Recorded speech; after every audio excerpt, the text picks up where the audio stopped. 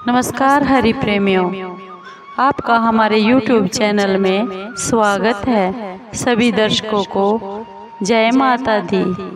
हरि प्रेमियों, कैसे हैं आप? उम्मीद है आप सब अच्छे होंगे। आइए आज का प्रसंग शुरू करते हैं। आज का प्रसंग है आषाढ़ गुप्त नवरात्रि चौथा दिन, माँ भुवनेश्वरी की कथा। हरि प्रेमियों, उससे पहले अगर आप हमारे चैनल पर नए हैं तो प्लीज़ चैनल को सब्सक्राइब ज़रूर कर लीजिए और बेल आइकॉन को ज़रूर दबा लीजिए ताकि आप तक हमारे सारे नोटिफिकेशन पहुंच सके।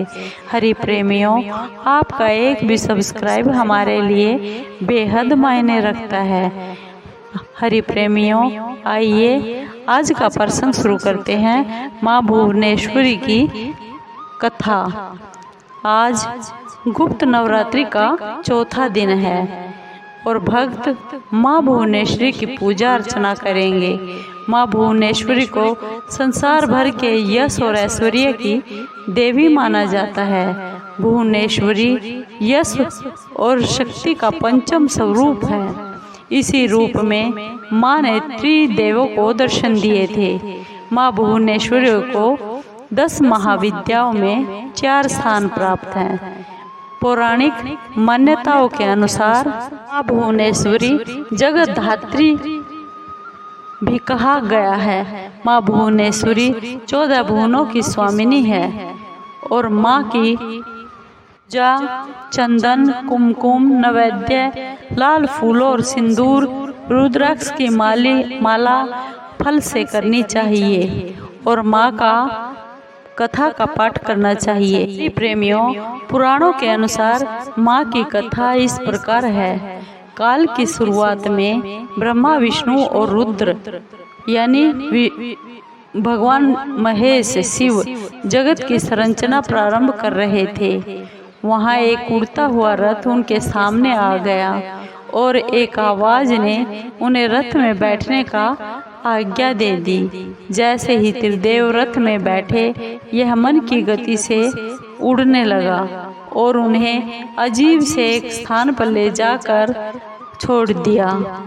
यह स्थान असल में रत्नों का द्वीप था, जिसके चारों तरफ मनमोहक आकर्षक जंगल थे, अमृत का सागर था। जैसे ही त्रिदेव रथ के बाहर नीचे उतरे, वह स्त्री स्वरूप में बदल गए। उन्होंने उस द्वीप का अच्छी तरह से देखभाल की। वहां उन्हें एक शहर मिला। उस शहर के चारों तरफ सुरक्षा की 9 परतें थी और इस शहर की सुरक्षा बहुत ही उग्र स्वभाव के भैरव, दिग्पाल, मातृका और क्षेत्रपाल कर रहे थे। जैसे ही वह शहर के भीतर प्रवेश हुए, शहर का सौंदर्य और विकास देखकर तीनों देव मंत्र मुग्ध हो गए। आखिरकार वह शहर के अंदर स्थित राज्य महल में पहुंच गए, जिसका नाम चिंतामणि ग्रह था, जिसकी सुरक्षा योगिनियां कर रही थी। यह शहर त्रिपुर था। माँ भुवनेश्वरी की राजधानी जो मणि द्वीप की रानी थी। जैसे ही त्रिदेव महल के अंदर घुसे, देवी माँ भुवनेश्वरी के उन्हें दर्शन हुए। उन्होंने माँ को देखा। उनकी छटा लाल रंग की थी। उनकी आंखें 3, हाथ 4 थे। उन्होंने लाल रंग के आभूषण पहने हुए थे।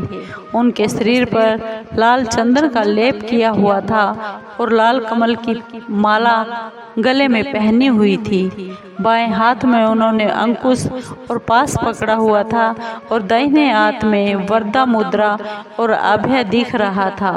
उनका मुकुट अर्धचंद्र रूपी मणि द्वारा सुसज्जित था। वह त्रयंबक भैरव की बाईं गोद में बैठी हुई थी, जो सफेद रंग के थे।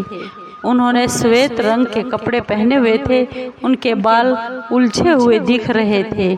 उनके सर के ऊपर अर्धचंद्र एवं गंगा नदी थी। उनके 5 चेहरे थे तथा हर एक चेहरे में 3 आंखें थी। उनके 4 हाथ थे। उन्होंने त्रिशूल फर्श से लेने के बाद अभय मुद्रा और वरदा भी प्रदर्शित की हुई थी। देवी भुवनेश्वरी और त्र्यंबक भैरव पंच प्रेतासन पर विराजमान थे। पंच प्रेतासन वह विसिंहासन है जिसमें परम शिवा गद्दी के रूप में तथा 5 पैरों के स्थान पर सदाशिव, ब्रह्मा, विष्णु, रुद्र, ईश्वर, सदाशिव स्थापित हैं।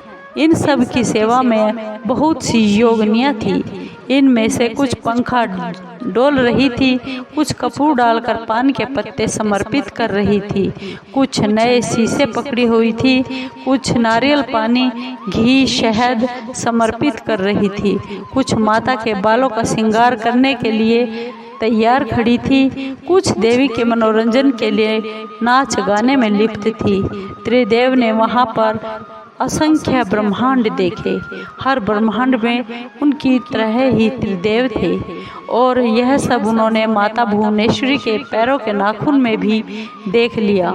कुछ ब्रह्मांड ब्रह्मा द्वारा बनाए जा रहे थे और कुछ विष्णु द्वारा पाले जा रहे थे और कुछ रुद्र द्वारा संहारित किए जा रहे थे। ब्रह्म की शक्ति द्वारा उत्पन्न भुवनेश्वरी ने त्र्यंबक के 3 स्वरूप बनाए, ब्रह्मा, विष्णु और महेश। इस तरह त्रिदेव त्र्यंबक के ही 3 रूप है। तत्पश्चात देवी माँ भुवनेश्वरी ने अपनी शक्तियाँ त्रिदेव को प्रदान कर दी और ब्रह्मा के लिए देवी सरस्वती, विष्णु के लिए माँ लक्ष्मी और रुद्र के लिए देवी काली का निर्माण कर दिया और उन्हें उनकी जगहों पर स्थापित कर दिया। ब्रह्मा और सरस्वती ने मिलकर एक ब्रह्मांड रूपी अंडा बना दिया। रुद्र और काली ने इसे तोड़ दिया जिससे पंच तत्व स्वरूप में आ गए और इसके बाद पंच तत्वों का उपयोग कर ब्रह्मा और सरस्वती ने संपूर्ण ब्रह्मांड की रचना कर दी। विष्णु और लक्ष्मी ने इसके पालन पोषण का हर काम कर दिया और अंत में रुद्र और काली ब्रह्मांड की समाप्ति की ताकि सरस्वती और ब्रह्मा फिर से रचना शुरू कर सके। हरि प्रेमियों, माता के भक्तों, आपको माँ भुवनेश्वरी की ये कथा कैसी लगी? अगर आपको अच्छी लगी हो तो प्लीज़ चैनल को लाइक कीजिए, शेयर कीजिए, सब्सक्राइब कीजिए और कमेंट ज़रूर कीजिए। आपके कमेंट का हमें बेसब्री से इंतज़ार रहेगा। हरि प्रेमियों, जय माता दी।